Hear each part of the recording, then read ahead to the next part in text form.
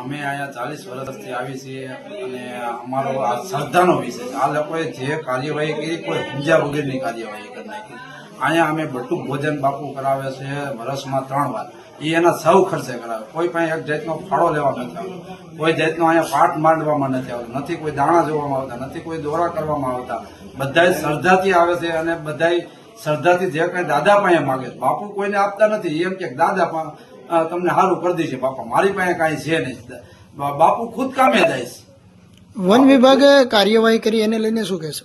One વિભાગે કોઈ જાણ્યા જોયા વગર કાર્યવાહી કરી. એ લોકોએ અમે કીધું તો એ લોકો એમ કીધું ભાઈ અમને તો ઉપરથી ઓર્ડર આવ્યો છે એટલે એના માટે અમે આવ્યા છે અને આવ્યા છે તમે અત્યારે લઈ જાય છે તો તમારે દાદાની શ્રદ્ધા છે પાછા આવી જશે તો અમને શ્રદ્ધા કે દાદા પાછા આવશે.